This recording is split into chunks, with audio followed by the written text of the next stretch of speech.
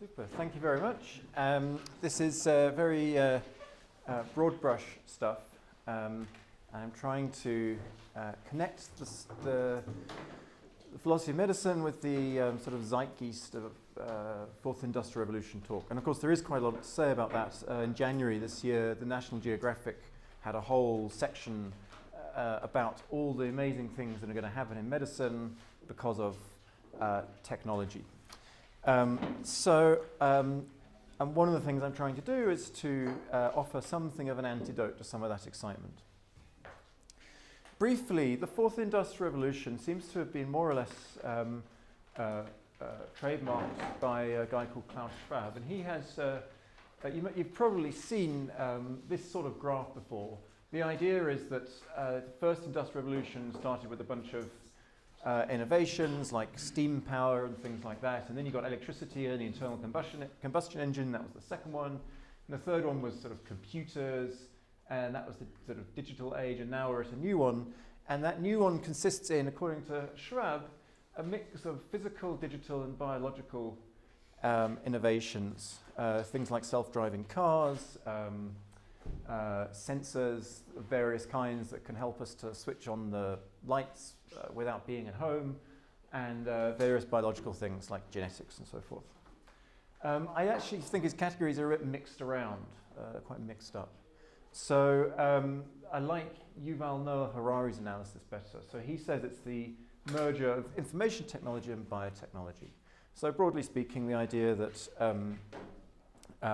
as we understand more and more about human beings, specifically their brains and their genes, and as we're able to do more and more with computing systems, we get a kind of synthesis of these two things that enables us to basically create artificial intelligence systems and intervene in the physical world in a way that computers haven't been able to before, beyond printing and computer-aided design and so forth. I think it's a bit odd on this slide, by the way. Do you know who this is? Anybody? Any historians in the room? Guesses? It's William Caxton who invented the printing press and left off there anyway. History is not Mr. Schwab's thing. And here's a bunch of quotes from that book by him called The Fourth Industrial Revolution. 3D manufacturing will be combined with gene editing to produce living tissue for the purpose of tissue repair and regeneration, a process called bioprinting. This has already been used to generate skin, bone, heart, and vascular tissue. Eventually, printed liver cell layers will be used to create transplant organs. Here's another claim. We can genetically engineer plants and animals to produce pharmaceuticals. It's going to be possible. Precision medicine is going to be possible, so highly targeted treatments, highly targeted therapies, personalized medicine as well, designer babies who are designed to be resistant to specific traits, and as I said, personal medicine, individualized treatments depending on our genetic makeup. You have a sequencing machine in the hospital, you plug yourself in, it tells you what to take or designs a drug for you. This kind of very, very optimistic projection. I'm going to ask to what extent these things are correct. And the history of medicine is often characterized as a fairly brutal one. Bloodletting and horrible surgery without any kind of anesthetic or antiseptic procedures and so forth. And then the story goes, there was a golden era. This is the story in Western medicine. There's a golden era of humane effectiveness where we had humane treatments that targeted interventions, targeted illnesses, magic bullets. And then the future of medicine is often again seen as potentially brutal. So there's a fear of, as well as a hope. And I'm going to talk mostly about the optimists, but there's also many people who think the same sorts of things are going to happen, but see them as unfortunate and scary. So, machines performing surgery in an unaccountable way, and so forth. That's the kind of image that we're being presented with. one of the nice things about philosophy is that ever since Harry Frankfurt wrote his book on bullshit, it's now legal to use bullshit in any philosophical talk. So I do. Bullshit is a statement uttered without regard for its truth. So it might be true or it might not be true. But the point of uttering it was not that it's true. It might be something entirely different, like making money, selling books, impressing people, and so forth. And one of the arguments I make in my book is that not all past medicine was bullshit, because there is an argument that it was, to the effect that past physicians were all charlatans, they didn't care, they were just bamboozling their clients, they knew that stuff didn't work, they just prescribed random things anyway. And it's true that past medicine was curatively unsuccessful until perhaps the start of the 20th century. As a generalization, I think it's fair to say that there were relatively few outright cures. And Western medicine, in the Hippocratic tradition, adapted itself to that and lowered expectations explicitly. And people who claimed to have a cure were often regarded themselves as charlatans. But I don't think it was haphazard or brutal, contrary to what some historians have said. And that's because I think the goal of medicine is to cure, that's what we want, but that what it provides is typically understanding. So what medicine actually provides is explanation and prediction, so explaining what's wrong with you. You might go to the doctor hoping they can cure you, but they can't, but you still think they're an expert because they tell you what's wrong with you. And they tell you that you've only got 3 weeks to live. And so you still accept they're an expert, even though you wish they could cure you. This is a reaction to Roy Porter's stance on the place of medicine in society. Roy Porter is a great medical historian, really worth reading, very insightful. And he says that the place of medicine in society never has owed much to its effectiveness and still doesn't. I think that's a very interesting remark. Unfortunately, he never really justifies it, so that's why I wrote my book. However, I do think predictions like the kinds on the previous slides mostly are bullshit. I think they, were they to prove true, it would be the equivalent of a lucky guess. I don't think there's been any real thought gone into whether these things are actually going to be true. It's pretty wild. So the question then is, can we do better? Can we make a serious effort to assess the effect of contemporary developments on future medicine? So here are 4 questions. How will medical treatments be affected? In which I am including cures. I'm not making that distinction between cure and treatment, so I'm taking your advice. How will medical labour be affected? How will medical research be affected? And how will medical decision-making be affected? Okay. So as regards to treatments, there are 2 kinds of arguments. I mean, there are generally 2 kinds of arguments that can beef up or support these kinds of predictions. With regards to treatments, there are first-order arguments and second-order arguments. And I think the first-order arguments that certainly Klaus Schwab sets out are things like, look, 3D printing is developing, so soon we'll be able to print liver cells. Genome sequencing is now cheaper and faster than it was, so soon we'll be able to have personalized medicine. Many diseases have a genetic component, so soon we'll be able to target treatments. The trouble is that none of these is a very good argument. They're just not very good arguments. I mean, they're just, what am I supposed to, just doesn't really follow. It's just like saying, well, this is happening and then that's happening. I mean, what if soon we won't be able to tailor medicine? I mean, maybe it'll just stop developing. I mean, there's nothing there. So in terms of first order arguments, we just haven't really been given anything that's not hand-wavy. It's just like, well, this is going to carry on. And if you look at second order arguments, so arguments about the kind of prediction this is, then we have very strong evidence against. So past predictions of success have been wrong, generally speaking. We're not living on Mars. The planet has not starved, which was a prediction in the 70s based on massive overpopulation. people still worry about overpopulation, but I mean, in the 70s, I mean, if you go to a library and you look at books that were written in the 70s, nobody talks about this now, but there are whole shelves of books by concerned academics about how we'll all be dead into the year 2000 because we'll have all starved because there are too many people. And medicine's no exception. The curative breakthroughs of the early 20th century did not continue. We can't really deal with viruses like we dealt with antibiotics, with bacteria. And I'm not saying medicine doesn't progress, but that step change did not extrapolate. And it's hard to see how the current predictions are different. And if you just say, well, look, future medicine will be different somehow, well, I could have told you that. There's no prizes for saying that. Sure, things might probably be a bit different in the future, but that's not what we mean when we say medicine 4.0. So I do think there are some things, so talking about labour, that was about treatments. I don't think treatments are going to be very, I don't think there's good reason to think treatments are going to be radically altered. As regards labour, medical labour, I think that machines are definitely better. I think here we will see an effect because machines are better at looking at, within a finite data set, at interpreting and analysing data.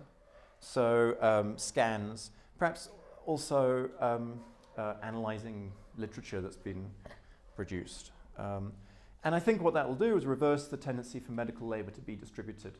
That may not be a bad thing because one of the things that comes out from your talk, James, is that when medical labour is distributed, you can get different people pushing to try and cure different diseases, which might actually, both of which reduce the overall health of the patient. Or you might have somebody looking at just one disease, which without looking at the overall health of the patient. So maybe that's not a bad thing. So it's going to, I think, lead to the reduction in the distribution of medical labour. As far as research is concerned, I'm not going to go in great detail into the potential outcomes approach, obviously. Jan and Neil are going to be talking about this tomorrow. But basically, this is an approach to causal inference in epidemiology, which says, look, you can't meaningfully talk about the causal effect of obesity on mortality. You have to say the causal effect of doing something to mortality, of taking exercise or eating less. And the argument is that those things might have a different effect on mortality. They might be ways to reduce obesity that have different effects on mortality. And so it doesn't make sense to talk about the effect of obesity itself. You've got to talk about the effect of the way you've intervened on obesity. And you can't just do obesity. You have to do something else. So you've got to identify an intervention, and then you've got to measure your effect, calculate your effect size relative to that hypothetical intervention as it appears in your database effectively. You find people who exercise and so forth. And the reason I see this as a fourth industrial revolution thing is the idea is to move away from hand-wavy, judgment-based approaches. And the epidemiologists who push this they use words like scientific. And you know when people start using the word scientific, that they're not being very scientific, and that they are they're pushing a certain line. It's a normative term. It means don't do this, do this. That's what people mean when they use the word scientific in that context. And what they want is to make something procedural and algorithmatized, which was formerly judgment-based. Formerly based on wise old people who've got a lot of experience going, on balance, I think it's this. The other way to look at it is that it's a bureaucratic approach to causal inference. It's like saying, we just want to plug the stuff in and it will, I get frustrated with, for example, with our promotion system sometimes because I feel it's too procedural, there's not enough academic judgment involved. And in a sense, this is the causal inference equivalent of that. It's like, imagine we had a team of bureaucrats. They could do the causal inference. We wouldn't need any experts. Without assessing that, I'm going to assess decision-making together. So here, evidence-based medicine is the big thing. So evidence-based medicine is very similarly an insistence that we base, is an attempt to algorithmatize evidence, clinical decision-making. So we base clinical decisions on best evidence. There's a hierarchy. Expert judgment is at the bottom, and ideally you don't use expert judgment at all. You just feed in information about your patient, compare it to the data, and it tells you what to do. That is an algorithmic approach to clinical decision making. If you've got enough evidence, then you don't need judgment at all.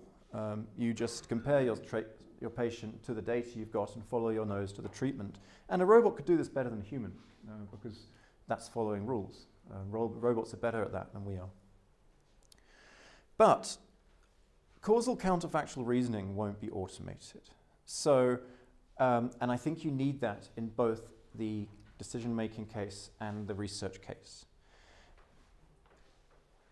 Counterfactual questions can't be computed from data. What would happen if I were to jump in the swimming pool, I would be cold and wet. I'm not going to jump in the swimming pool, so I'm not going to be cold and wet. You can't compute. We can all predict that quite okay, but you can't compute it from actual data. And there's a guy called Judea Pearl who's argued that you can if you introduce a new operator in statistics called the do operator.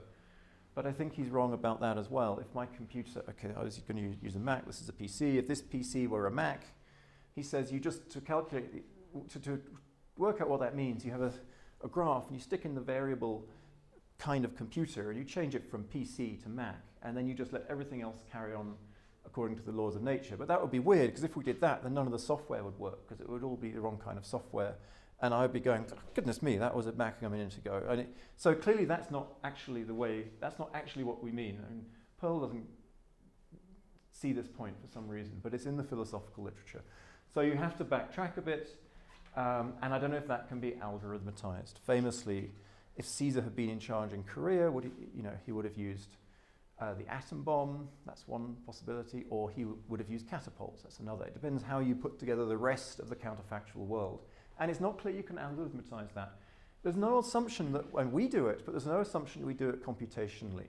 We may be using an evolved heuristic. Not everything we do is computational. And it may not be computational, it may not be computationally tractable at all. Not everything is computationally tractable. And I don't think you can emulate. So I don't think you can have a machine learning thing that works algorithmically that can emulate a causal reasoner, because then you would just be able to, you had to predict the outcomes of causal reasoning to do that. So I know causal zombies. You can't have things that emulate causal reasoning systems without causal reasoning, at least not if they're computational. So medicine 4.0, treatments, I don't think we know what they'll be like, but I don't think we should have high hopes of them or to doubt them necessarily. We're in the dark.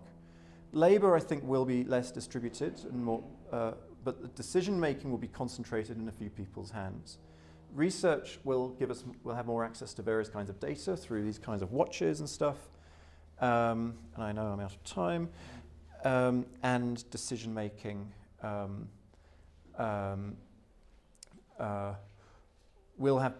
decision makers will have better access to information, but humans will still be required, unless there are conceptual developments, not technological ones.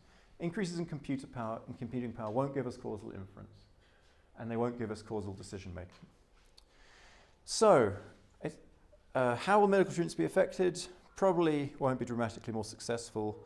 Medical labour will become less distributed. Medical research won't be affected very much, and humans will still need to make individual decisions.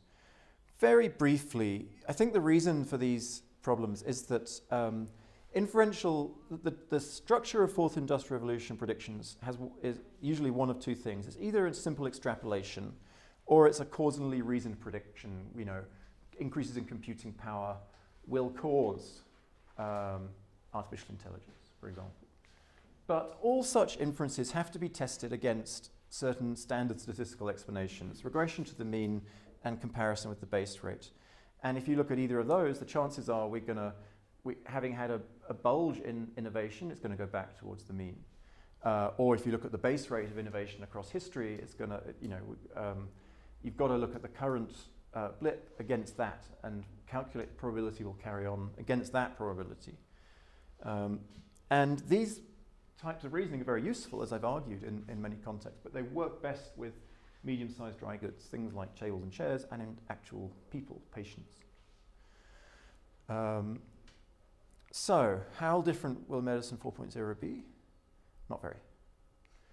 And because this is the cartoon room, I thought I'd just stick this up during the questions. Thank you very much.